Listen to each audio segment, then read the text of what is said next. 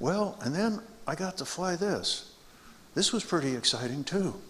And you know, when you'd see pictures, I don't know if any of you have actually been there for a shuttle launch, which it's been a while now since we've launched any shuttles. But you watched it lift off. It looked so slow and majestic when it lifted off. That's because it's so big. It wasn't slow and majestic. By the time our tail would get to the top of this tower, we're over 100 miles an hour. So once again, there's not a Corvette on Earth that'll touch it. We would go from standing still on the launch pad to 17,500 miles an hour in 8.5 minutes. That's better than 2,000 miles an hour per minute. So really an exciting ride. On my first mission, this was my first mission, it was aboard the Challenger. We launched 2 commercial communication satellites, but the thing we will really be remembered for was this: the world's first untethered spacewalk. And this is a picture of Bruce McCandless. He's flying a rocket backpack. He's going to use it to fly pretty far away from the shuttle. And I get asked all the time, Hoot, did you ever get to go outside and do a spacewalk? And I say, no. As a pilot astronaut, I am far too valuable to risk me outside. We've got lots of mission specialists. We could send them all out there, and if none of them come back, who cares? You know? Okay. I'm kidding. We would care a lot. But this I watched happening, and I said, oh man, I would love to do that, but I would much rather be a pilot astronaut because I got to be a mission commander 4 times. So they used the rocket pack to fly pretty far away.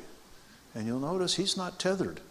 Now, we had a procedure that we worked out in the simulator.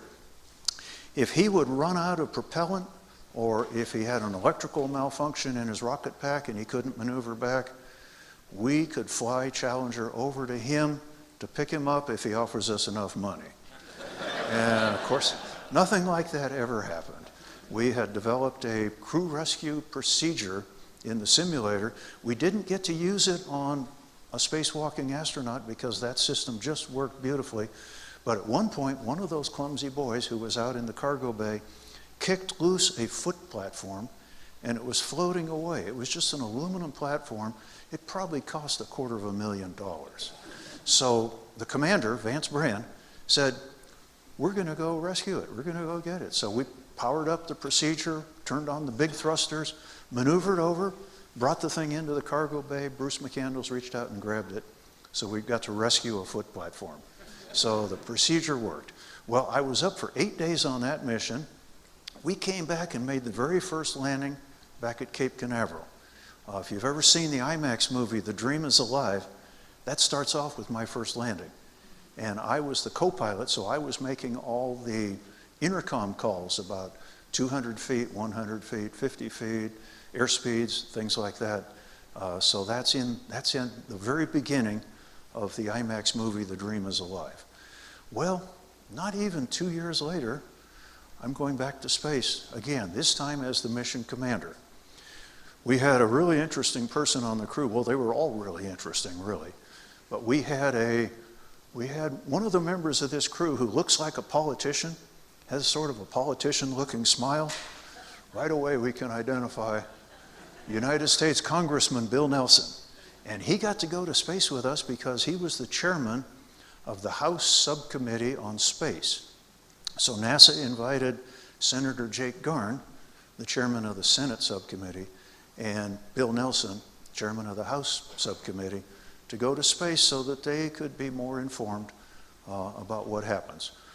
Well, we had a lot of trouble getting to space. We climbed into the Space Shuttle Columbia 5 times before we finally launched. We were snake bit from the very beginning. We had anomalies, we had weather, we had all kinds of things go wrong. It was such a relief when finally on January the 12th, 1986, we actually got to lift off. So we tried, like I say, we tried 5 times before we got to go. And in this picture, it looks like we're going down, doesn't it? We are not going down at any point in the launch. We have gained enough altitude now to get above the thick part of Earth's atmosphere, and now we're following the curvature of the Earth, accelerating to that speed of 17,500 miles an hour, which is how fast we need to be in an orbit around the Earth. Well, we launched a communications satellite, and here's all the astronomy I was going to talk to us about. I know we're the Astro Forum, but here's all the astronomy I know. My navigation star was Bellatrix in Orion the Hunter. And so even I can find Bellatrix. And I had to do a calibration of an optical alignment site that we had on board Columbia. And the mission control guys knew that I wasn't the sharpest on the constellations, but they said, okay, Hoot, we're going to give you Bellatrix for your navigation star. So I was able to do it using Bellatrix. Well, we had a hard time getting to space. We had a hard time getting back. We tried to come home on the 4th day of the mission, and the weather was no good at Cape Canaveral.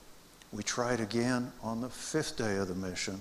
The weather was still no good. They waved us off another whole day, and we tried again on the 6th day, and the weather at Cape Canaveral was still socked in. And they said, guys, take it one more orbit around the Earth and bring it down into Edwards Air Force Base in California. So my first landing as mission commander was an unplanned night landing. And it was only the second time that we had done a night landing. And actually, I could see that this might happen. If we didn't land at Cape Canaveral, which would happen right at sunrise, no matter which day it was, if we didn't come into Cape Canaveral, any other landing opportunity we had was going to be a night landing. So my co-pilot and I did most all of our landing training at night, because you can certainly land it in the daytime if you can land it at night. So, you know, I make it sound really challenging and really difficult. We were much more prepared for it than what I've described. Well, that was January the 18th, 1986. 10 days later, we all watched the Challenger destroyed during launch. And the 7 astronauts were all friends of mine, and people asked me, what was that like? Well, we had just had a huge 1985. We had launched 8 missions in 1985. We had our 4th space shuttle online. The Atlantis joined the fleet. And then all of a sudden, we had killed our 7 friends, and we had shut the space program down for nearly 3 years. I worked on the investigation of the accident down at Cape Canaveral, focusing primarily on the solid rocket boosters, which you probably all know that was the cause of the accident. And since I learned so much about the solid rocket boosters, I was appointed to be the lead astronaut to the redesign team. It took us nearly 3 years to figure out what happened, why it happened, how to redesign the vehicle, how to rebuild it, and then how to certify it for flight all over again. So it took nearly 3 years, and since I had worked on those booster rockets, the chief astronaut said, okay, if you think it's really ready to launch, you go fly it. So I got assigned to be the commander of the 2nd mission when we started up again. So I commanded the 24th launch. We lost Challenger on the 25th launch, and then I commanded the 27th launch, and it was an all-military crew because it was a top-secret Department of Defense mission. And if I tell you what it was, we can't ever leave this auditorium. So all I can tell you is that we launched a major new intelligence satellite. We separated away from it, and there was a problem with it, and we had to do an unplanned re-rendezvous with it, and in conjunction with mission control, fix it, and then separate it away, and it went on to a completely successful career. That's as much as I'm allowed to tell about it to this day. Just coincidentally, our flight took us way up north over Russia. And so we were able to get this picture of the world's largest lake. This is Lake Baikal, way up in northern Russia, and it's the world's largest lake because from this end to this end is 400 miles long, but more importantly, it's a mile deep because it's at the junction of 2 of the Earth's tectonic plates. 20% of all the fresh water on Earth is in that one lake. 1/5 of all Earth's fresh water is in Lake Baikal. So that's why we were there. We were there to get a picture of Lake Baikal.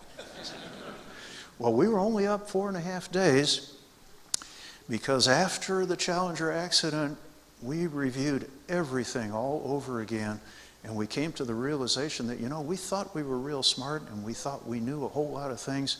There were a lot of things we did not know. And so we went into minimum duration flight for the first 4 missions after we started up again. So I was only up 4.5 days. So the philosophy was get it up there, get the mission accomplished, get it back down on the ground, and now let's go over it with a fine-tooth comb and check everything real carefully.